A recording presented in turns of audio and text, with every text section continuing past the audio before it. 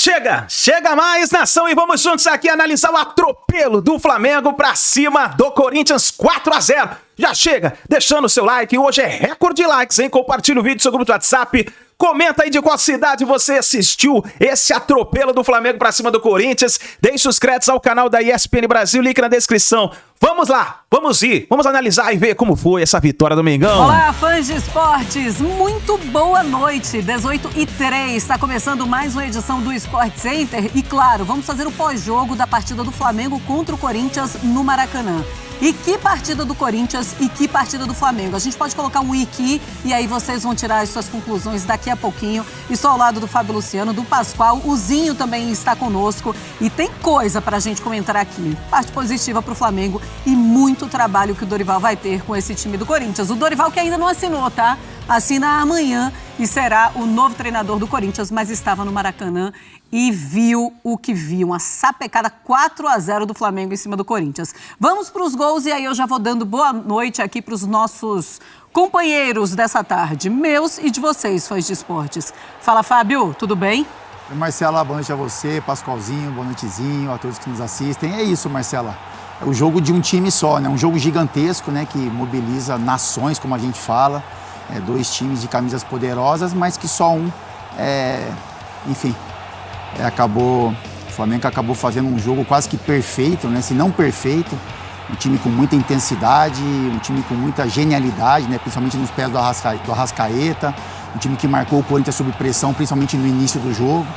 E, enfim, o torcedor do Flamengo sai bem feliz do Maracanã cheio, e o Corinthians numa atuação muito abaixo do que se era esperada, para um tamanho, né, de partida como esse.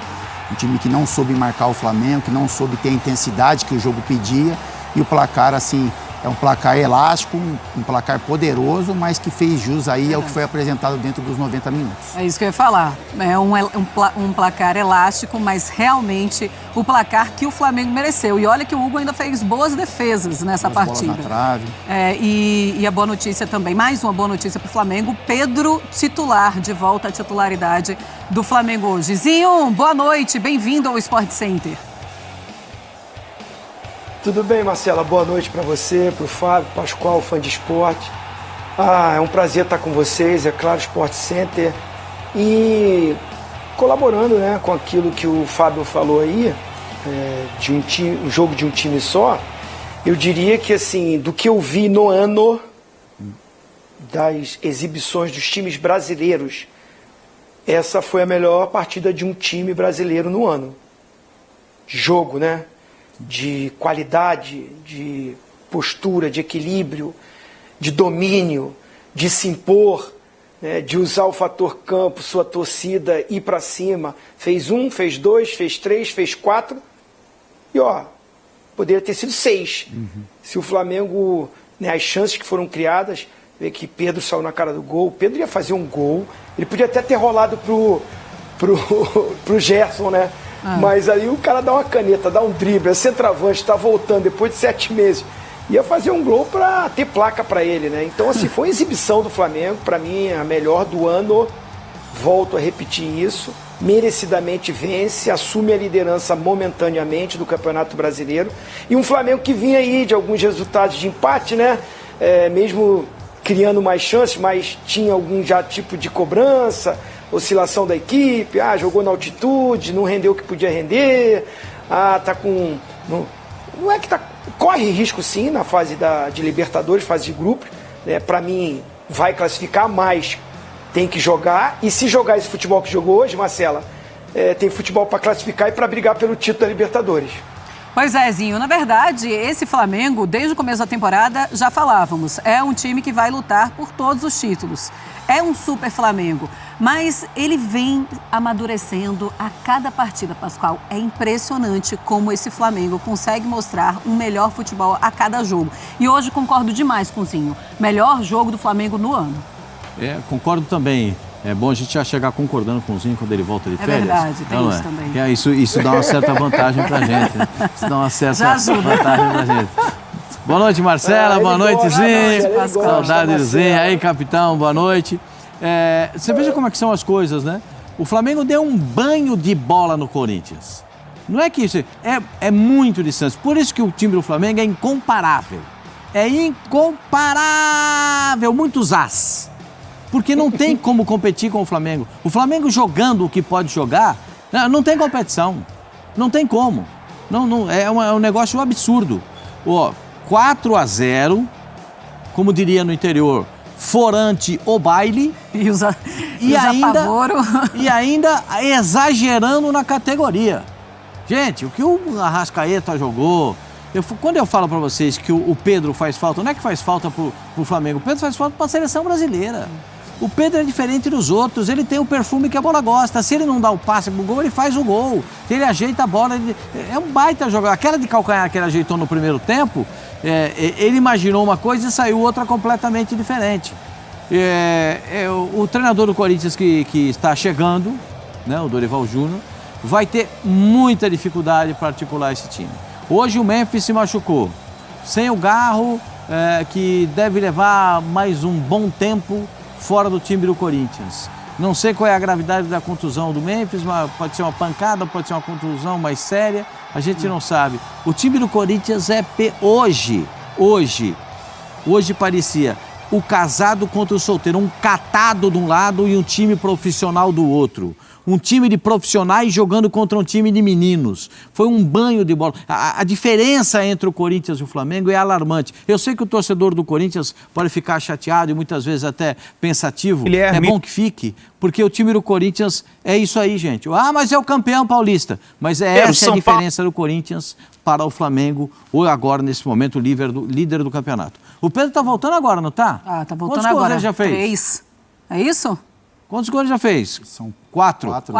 4, né? Porque foram 2 hoje. 4 gols e uma assistência hoje. Tá ruim. O Pedro é demais, gente. O Pedro é Pedro, Arrascaeta, Gerson, De La Cruz. O lateral direito arrebentou com o jogo. O lateral esquerdo foi inteligente. Gente, é muita coisa acontecendo ao mesmo tempo e coisa boa no Flamengo. No Corinthians, eu estava procurando o Romero. Tentei ver o Romero.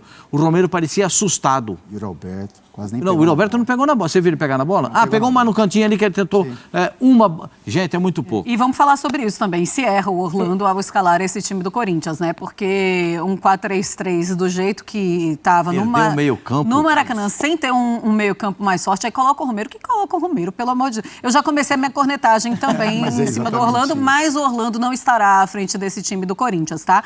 Eu tenho uma tela para mostrar para os fãs de esportes que são os números desse jogo, desse Flamengo e Corinthians. 4-0, sexta rodada do Campeonato Brasileiro. Posse de bola do Flamengo, no final das contas, 53,5% contra 46,5%. Finalizações, 17-8. Finalizações no alvo, 6-2. Ações na área rival, 33-12. Grandes chances, 5-0. E escanteios, 10-3. Fábio, a gente fala aqui que muitas vezes esses números, eles mentem. É a matemática do jogo, mas não foi isso que aconteceu. Hoje foi exatamente isso que aconteceu na partida. É que a posse de bola, Marcelo, quando a gente olha ali um pouco parecida, foram os momentos que o Flamengo deu a bola para o Corinthians, né? Que o Flamengo começa com uma intensidade muito alta, marcando sob pressão, tendo o controle do jogo. E aí, quando faz o gol, e o gol sai muito cedo, né? Antes dos 5 minutos. Então, o Flamengo abre o placar e, em algum momento do primeiro tempo, ele abaixa um pouquinho a linha, dá a bola para o Corinthians para jogar um pouco mais em contra-ataque, um pouco com as linhas mais próximas. Então, foi isso que aconteceu. Quando o Flamengo sentia a necessidade de pressionar o Corinthians e ter a bola, o Flamengo teve. Quando o Flamengo, dentro do jogo, criou uma situação para dar a bola para o Corinthians, para tentar abrir espaços também, isso foi utilizado. Então, é por isso que a gente vê o percentual de posse de bola um pouco mais parecido. Mas com relação a controle de jogo, situações criadas, intensidade, ficou muito clara a diferença no jogo de hoje. Eu acho que tem muita relação, Marcela, com o que você falou, com a escalação que o Corinthians entrou, né, no jogo de hoje. Assim, o Flamengo ele tem duas questões que são básicas para o adversário, que é controlar o ímpeto do Flamengo nos primeiros 15 minutos, onde o Flamengo coloca uma intensidade de jogo muito alta, e você povoar o meio-campo a ponto de que o Flamengo não tenha esse controle. E nada disso aconteceu. O Flamengo conseguiu usar a intensidade durante os primeiros 15 minutos, por isso que faz o gol também logo no início, e o Corinthians não conseguiu povoar o meio-campo, não conseguiu criar dificuldades de marcação. Então isso foram um dos fatores que acabaram propiciando aí ao Flamengo esse grande resultado. E fora isso, a intensidade de jogo, né? Para você enfrentar um Flamengo né, nesse nível e não colocar intensidade de marcação, enfim, correções de posicionamento, que eles apresentou hoje muitas falhas defensivas, então é isso. São dois times, como eu falei, de camisas poderosas, mas que hoje ficou muito claro, assim, nem sei se essa diferença é tanta, né? Se o Corinthians é tão abaixo do que o Flamengo pode apresentar dentro do Campeonato Brasileiro, mas hoje, no jogo de hoje, isso ficou muito claro, assim, e a diferença foi muito grande. Eu fiquei até me questionando, será que a diferença do Flamengo para o Corinthians é isso tudo mesmo que a gente está vendo? Sabe o que me lembrou, Zinho? Me lembrou Argentina e Brasil. Aquela goleada da Argentina, o último encontro entre a Argentina e Brasil. Eu ficava, mas que coisa absurda, sendo o Corinthians do Brasil, logicamente. Ozinho, e tem uma coisa também, muitos erros individuais e acertos individuais do Flamengo, né? Mas é claro que quando você começa errando na escalação, você facilita muito para os erros individuais e para os acertos também do adversário. A sua comparação foi muito boa, Marcela. Até eu não gosto muito dessa comparação, porque quando fala Brasil e Argentina, né, eu fico um pouquinho irritado, né, um pouquinho chateado. Mas eu tenho que concordar com você. Mas eu concordo, sabe o quê? Assim, o Brasil, fazendo um paralelo, a seleção brasileira tem jogadores de alto nível como a Argentina tem. Sim. Só que o Brasil não tem um time pronto, não tem um time organizado. Tanto é que está trocando, já trocou de treinador. Aí vem para o Flamengo e para o Corinthians. O Corinthians tem bons jogadores. Há pouco tempo foi campeão paulista, ganhando do Palmeiras, que está brigando pela liderança do Campeonato Brasileiro. Né? Ganhou com autoridade, ganhou no Allianz Parque o primeiro jogo, né? Já ganhou fora de casa.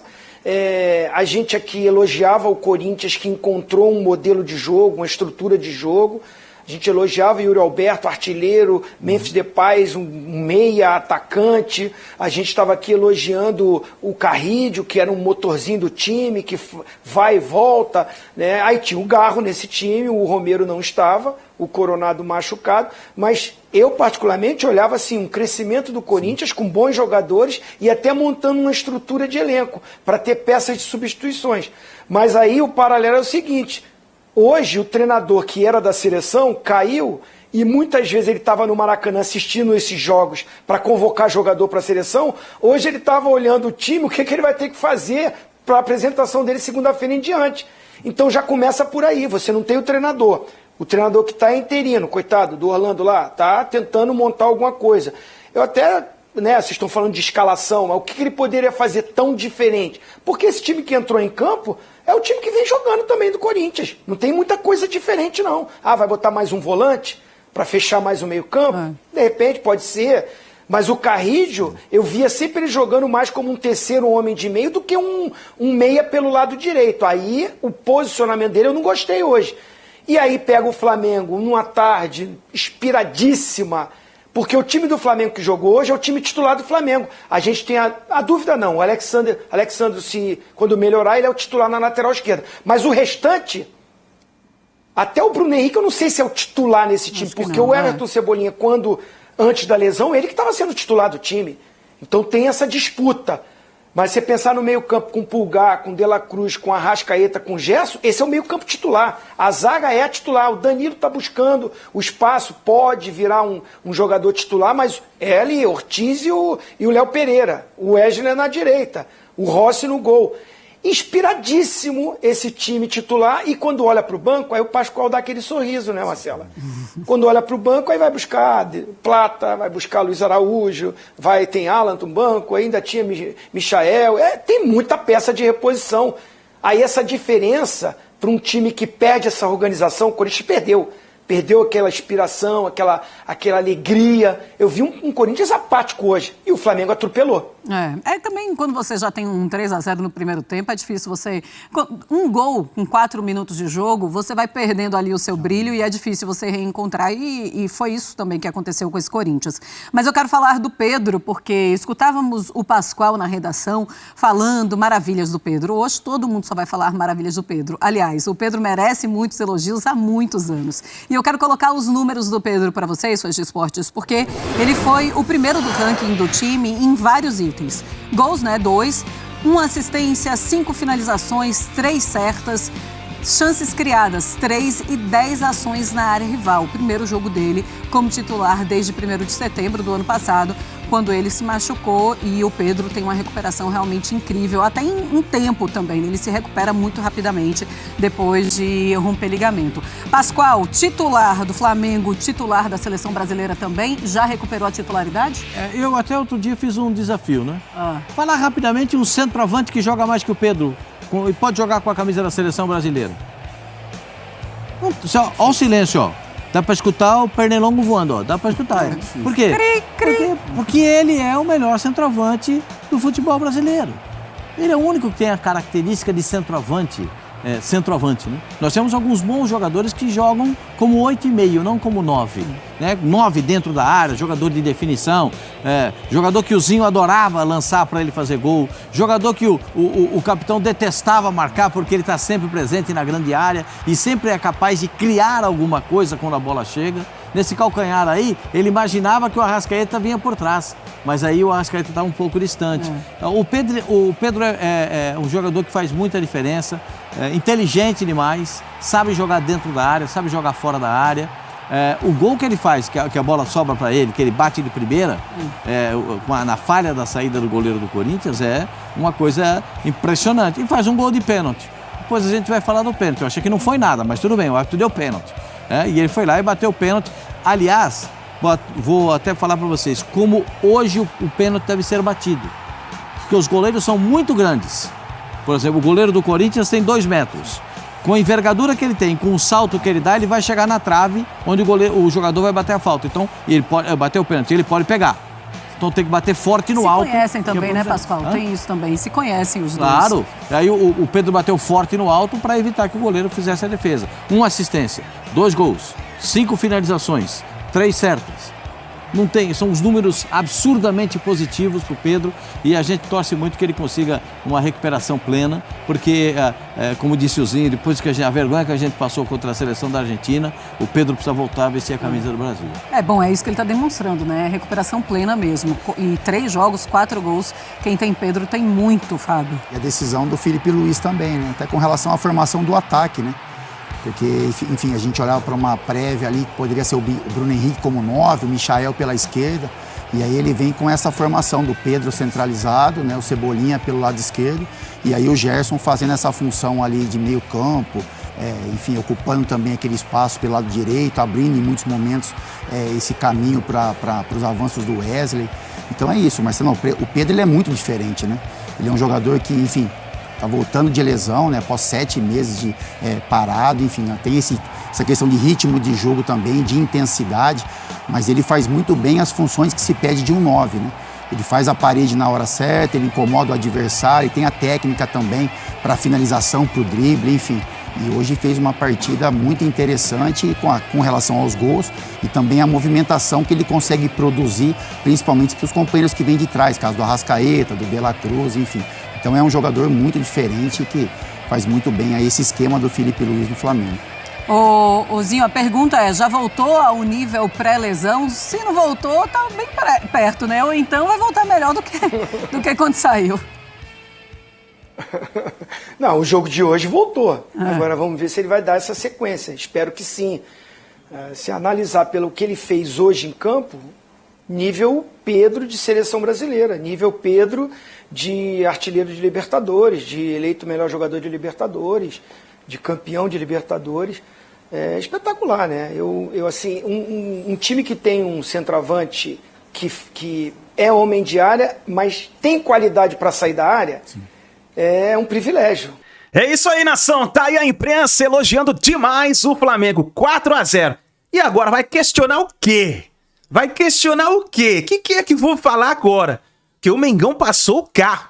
Nesse momento, meus amigos, o que será que deve estar passando na cabeça do Dorival Júnior assumir o Corinthians em frangalhos? Desse jeito. Meu Deus do céu, porque foi um passeio, hein? 4-0. Pelo amor de Deus. E o Pedro, hein? Que golaço ia ser aquele do Pedro, cara. Faltou pouco, faltou caprichar um pouquinho, mas ia ser um golaço. Aí ia decretar de vez. Agora, o Hugo Souza, o que você me fez naquele lance? Meu Deus, Hugo Souza, o que aconteceu? Entregou a bola de graça pro Pedro. Rapaz, mas tá aí. 4-0. Tamo junto, nação. Comenta aí nos comentários o que você achou dessa vitória. Deixa o seu like, se inscreva no canal, compartilhe o vídeo. Hoje é recorde de likes, hein? Eu preciso demais, ó, da sua força. Você que torce pro nosso Mengão. Tamo junto, nação. Daqui a pouquinho tem a coletiva do Felipe Luiz aqui. A gente se vê no próximo vídeo.